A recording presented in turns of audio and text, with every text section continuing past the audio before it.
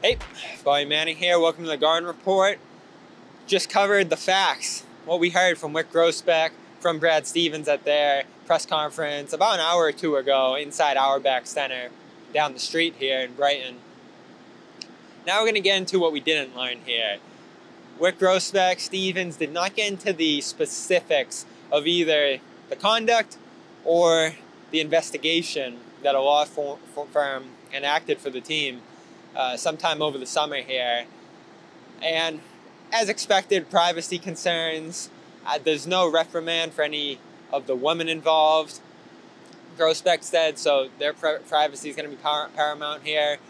You understand some of the lack of transparency that comes with a press conference regarding an investigation into internal behavior, workplace behavior within the team. What the Celtics need to defend, though, is their handling of this situation.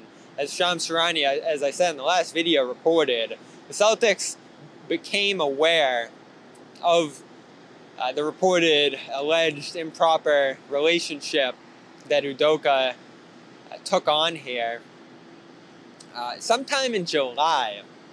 And as Charania wrote, the Celtics were led to believe this was a consensual relationship before this woman reported unwanted comments by Udoka.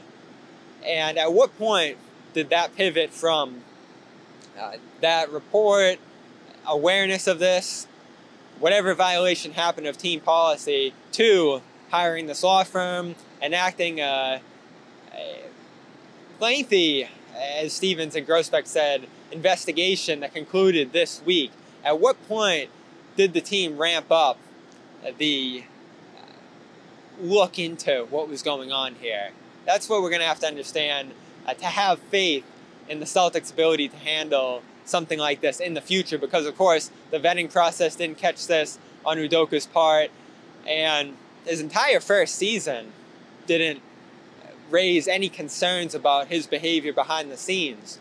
Now, when did this begin? I guess it's certainly feasible that this happened over the summer and was isolated to that, though is a wider look warranted at not only what happened in this case with Udoka, but what's happening within the organization as a whole. Grousbeck didn't think so, though he did say he'll speak to members of the organization to make sure that the workplace, the culture, and the procedures and policies are in a good place. He defended the decision to suspend him for a year. He found that appropriate. We discussed that in the last video.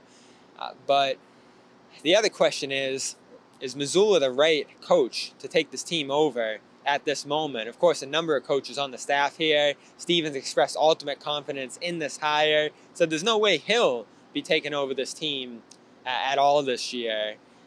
He also had to address Mazzulla's past behavior. Arrest in 2008, arrest in 2009. Is that indicative that he's going to have the character, the buy-in from the team, which is a separate issue, as well as the grounding to lead the team and, be that authority figure within the organization, the voice of the organization, and of course, this is the face of the organization in many ways. We don't know if Mazzulla, who is going to have this interim tag, it appears, is the long-term option for the coach of the Celtics. That could be addressed at a later time when they have more of a process and more results to go off of here with this current staff. But this is Udoka's holdover staff that he hired last summer. What allegiances do they have? What allegiances do the players have? And how do they feel about this? Because Grousbeck said this was a major point of concern when they learned this over the last 24 to 48 hours. What went on here with Udoka. And Stevens even emphasized that a lot of these players have strong relationships with their suspended head coach here. So how are they going to react? That's something we're going to find out on Monday.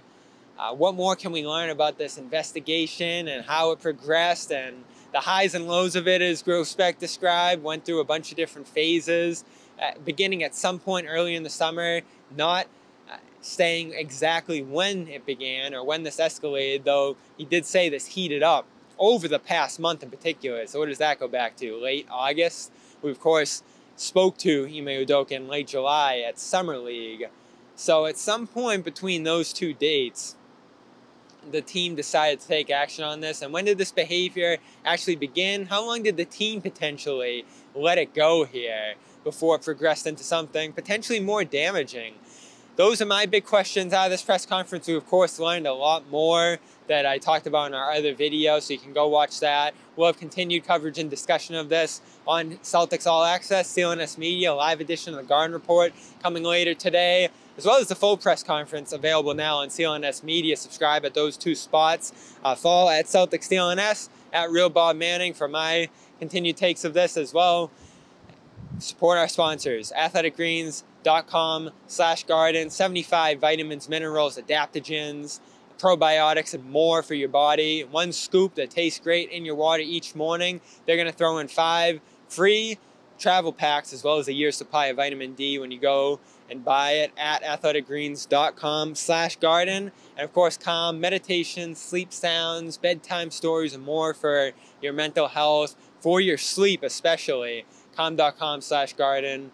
Lord knows we all need that right now. 40% off a premium subscription. Go get that. I'm Bobby Manning from Brighton for Celtics All Access and CLNS Media.